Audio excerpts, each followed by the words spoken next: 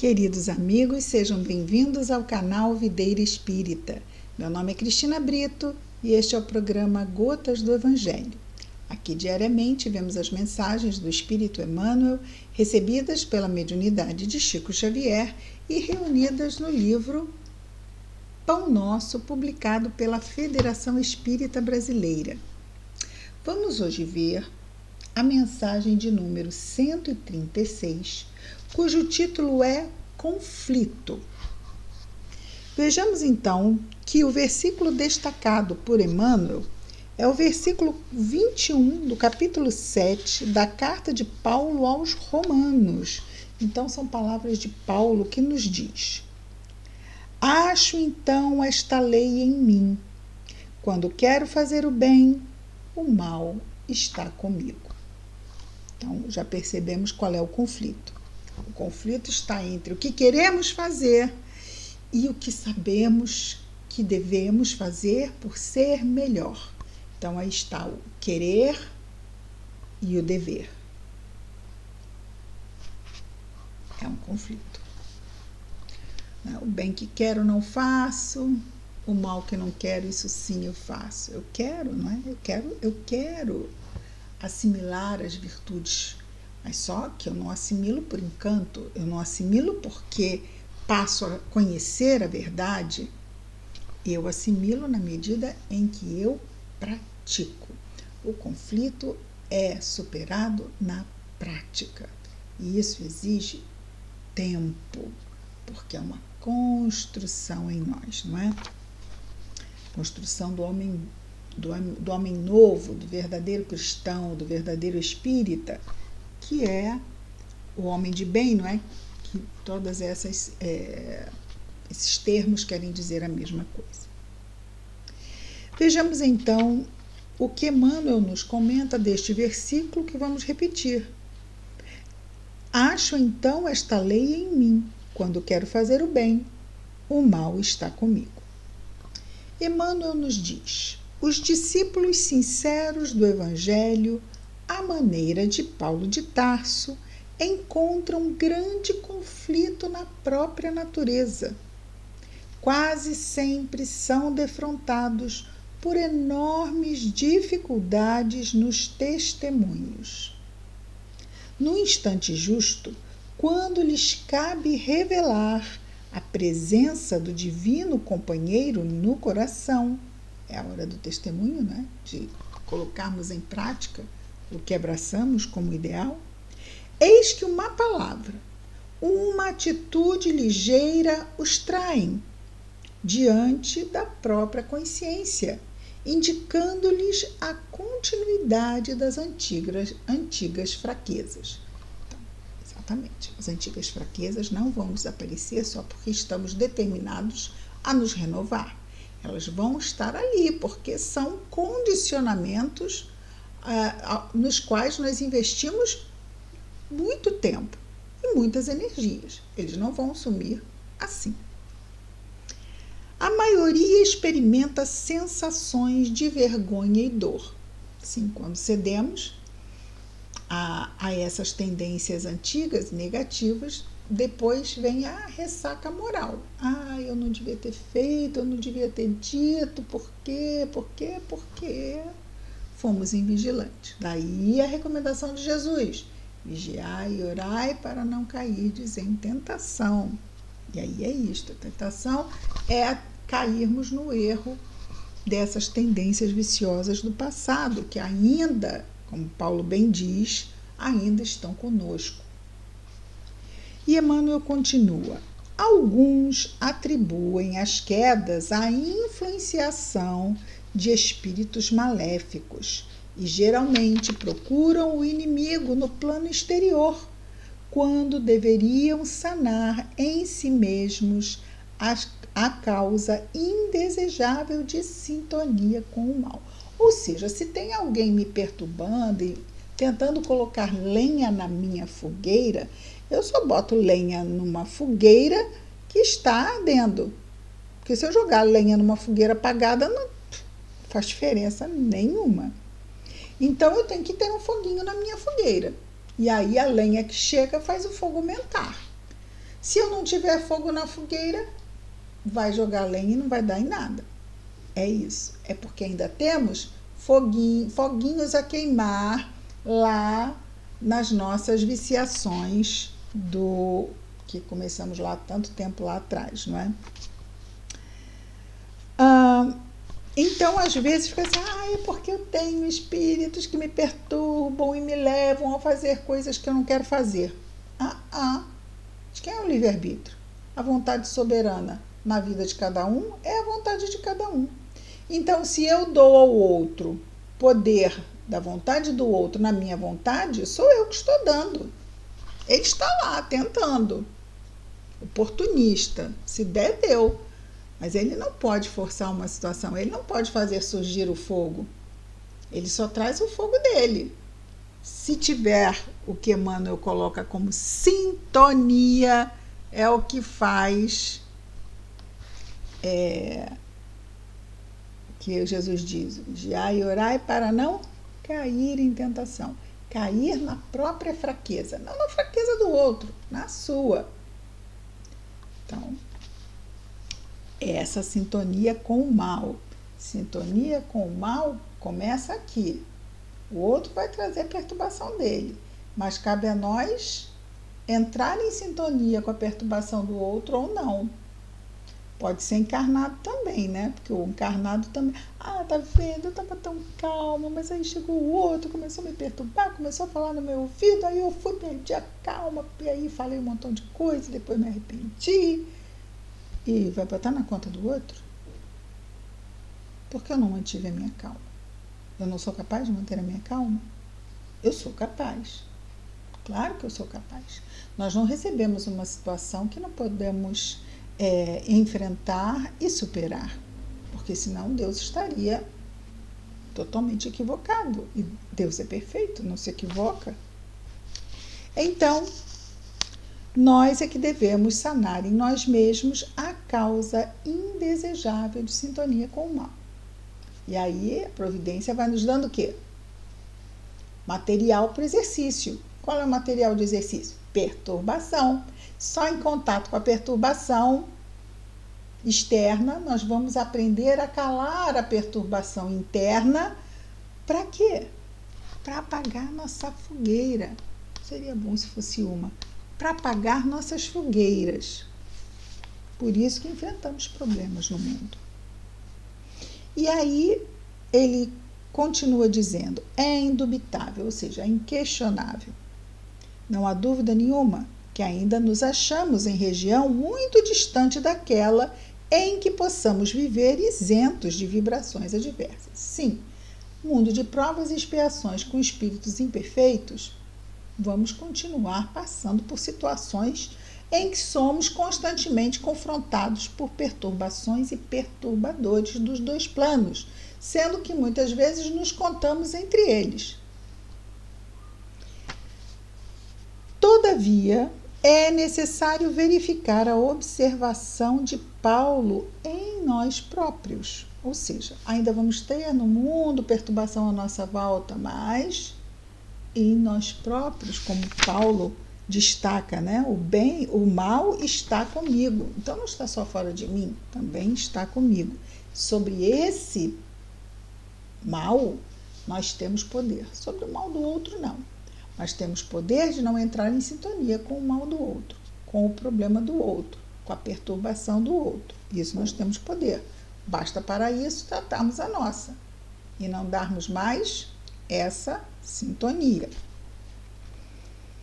Então, Emmanuel continua dizendo, enquanto o homem se mantém no gelo da indiferença ou na inquietação da teimosia, não é chamado à análise pura. Por que não é chamado? Está distante das condições que conseguiriam colocá-lo nesse processo de avaliar, de analisar, de refletir e ver realmente em que pode estar se trabalhando para extinguir esses focos de perturbação em si mesmo, ou melhor, em nós mesmos. Entretanto, tão logo desperta para a renovação, converte-se o campo íntimo em zona de batalha. Então, enquanto não percebemos, é o outro, perturbação, está me perturbando. Quando nós percebemos, olha, é aqui que eu tenho que extinguir o foco de perturbação. Aí começa o conflito, porque eu tenho os meus condicionamentos, os meus maus hábitos, não posso ter ninguém pisando no meu pé que eu já quero logo passar com o trator, né? E aí eu tenho que, porque é isso, essas são as fogueiras que o outro tira partido, encarnado ou desencarnado, né?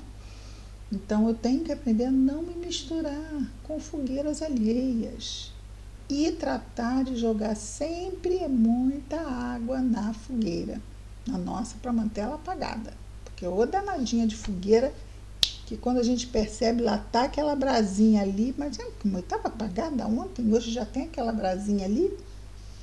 Pois é, então nós temos que estar diariamente, para não chamar horariamente. Temos que estar em contínua vigilância e atenção. Mas isso é muito cansativo. Realmente é. Mas não é um mundo de provas e expiações? Aqui não é um mundo de contemplação, aqui é um mundo de ralação. Nós viemos aqui para, vamos dizer assim, trabalhar arduamente, trabalhar pesadamente. E todo esse peso e todo esse esforço monumental que temos que ter é nessa transformação, a transformação do nosso íntimo, dos nossos vícios morais em virtudes. A providência divina faz a parte dela. A única coisa que ela não vai fazer são as nossas escolhas, não é? Então, quando despertamos para a renovação, converte-se o nosso campo íntimo em zona de batalha. Contra a aspiração bruxuleante do bem no dia que passa, sim, porque o bem ainda está, vamos dizer assim, em brotos dentro de nós. Nós temos ainda os vícios fortes, parrudos, seculares, e as nossas virtudes estão ali, não é? Brotando. Mas já são 2000 anos. Para um espírito imortal como nós somos, não é? 2000 anos não é tanto tempo assim, não é tanto tempo. Contra a aspiração bruxuleante do bem, no dia que passa, levanta-se a pesada bagagem de sombras acumuladas em nossas almas desde os séculos transcorridos. Está colocando esse contraponto, não é? O pouco tempo que estamos trabalhando na nossa renovação e o muito tempo que nos acomodamos no erro. Mas nos acomodamos no erro porque éramos extremamente infantis moralmente. Mas hoje estamos mais amadurecidos moralmente e queremos efetivamente, conscientemente, mudar, melhorar. Assim como a criança, quando cresce e vira um adulto, ela enfrenta o mundo como adulto e não mais como uma criança. Então, indispensável, portanto, grande serenidade e resistência de nossa parte, a fim de que o progresso alcançado não se perca. Porque como as nossas virtudes ainda não estão estabelecidas, nós podemos perder o campo já conquistado, porque ainda não são virtudes conquistadas, não são virtudes positivadas. É como se nós estivéssemos a dar um passo, mas ao nos desequilibrarmos, podemos voltar com o pé para trás e para nos estabelecermos nos sentindo seguros no passo anterior. Então, não avançar é recuar. Não é? Isso é muito importante que não percamos de vista. O Senhor conclui o nosso querido amigo espiritual Emmanuel dizendo o seguinte: o Senhor concede-nos a claridade de hoje para esquecermos as trevas de ontem. E não é assim, esqueci, deixei para trás. Não. Esquecer por transformação, certo? Então, o Senhor nos concede a claridade de hoje, com a reencarnação, com os recursos que aqui recebemos, para esquecermos as trevas de ontem, com conquistas efetivadas no bom uso do livre-arbítrio, preparando-nos para o amanhã, no rumo da luz imperecível. A luz imperecível são as virtudes definitivamente conquistadas. Fazei brilhar a vossa luz, disse Jesus. A luz está em nós, a luz somos nós, mas precisamos fazê-la brilhar, e ela brilha com virtudes. A luz brilhará em nós quando as nossas virtudes estiverem positivadas, estiverem definitivamente conquistadas. E aí não mais haverá esse meio passo, já haverá os 2 pés no novo passo à frente. Então a virtude já estará absolutamente conquistada, e uma vez que a conquista está feita, não há involução, só há evolução. Muito bem, ficou clara a questão do passo? Então, quando estamos dando, estão aqui os 2 pezinhos, aí damos o pé vai para frente. O passo está concluído quando o outro vai e os 2 pés passam a está aqui na frente. Enquanto ao passo aqui estão os 2 pés atrás e apenas um pé vai, o passo não está concluído.